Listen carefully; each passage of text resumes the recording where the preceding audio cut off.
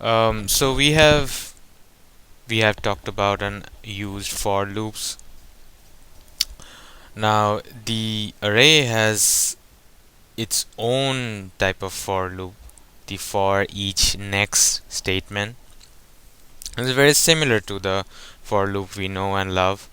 Just the difference here is that it's specifically designed to work with arrays, work with elements inside an array.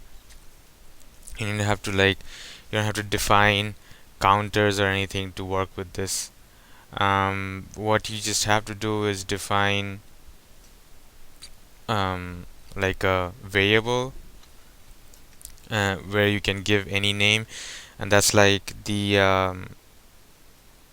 variable which is used to go through each element inside the array.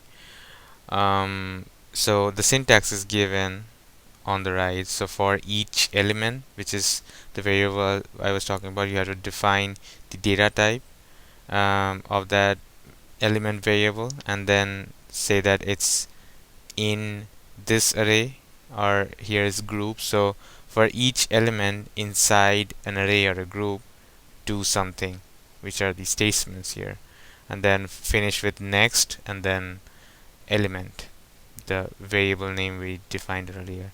You don't have to put element or the variable name at the end, just as long as, it's just a good way to do it to make this whole thing more self documenting so that anyone else can understand what we are using as our element name.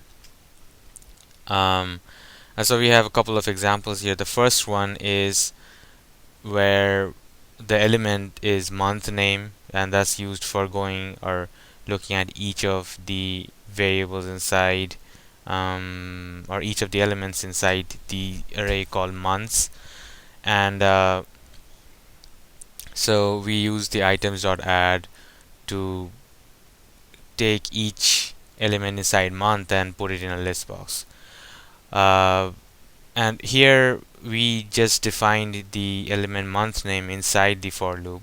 Example 2 is doing the exact same thing, it's just that we have defined month name outside the for loop as a string and initialized it at empty, and then used it inside the for loop.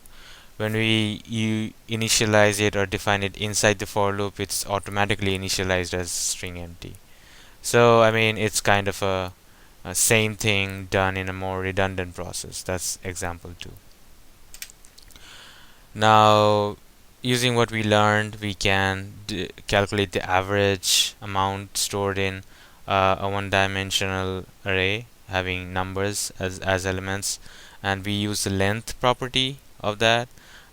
So what we're doing is that we are defining, or we are using a for each next loop, and we are basically looking at each element of the array and using another integer here that's called scores accumulator, so that looks at each element score in the array called scores, and then adds up every time, adds each score, and then accumulates the value in the variable called scores accumulator.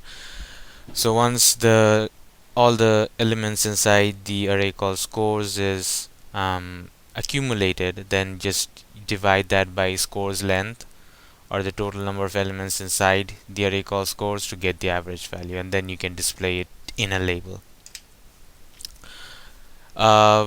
Another handy thing which we can do is write a not too complex code to display the highest value stored in a one-dimensional array consisting of numbers.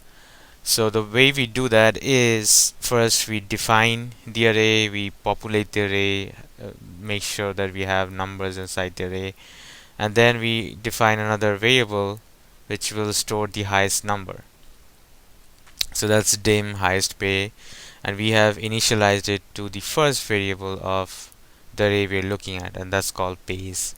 So the highest pay is now assigned to the first element of the pays array, and then we used a for statement or for loop, having the counter as subscript, and it starts from 1 to page.length minus 1. Since page.length gives us the whole length, so we're trying to look at the highest subscript. So that's why, and that will always have a value of minus of the length minus 1. Notice here we could have used page.get upper bound parentheses 0 to get the same thing. So we could have used that also.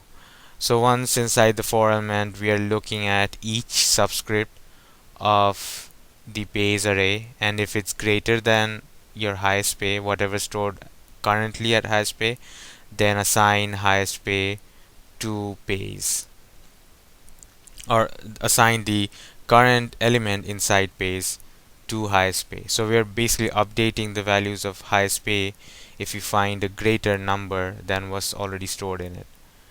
So once the for loop goes through each of the elements, then it will store the highest element of the array inside the variable called highest pay, and then you can basically display that in a label.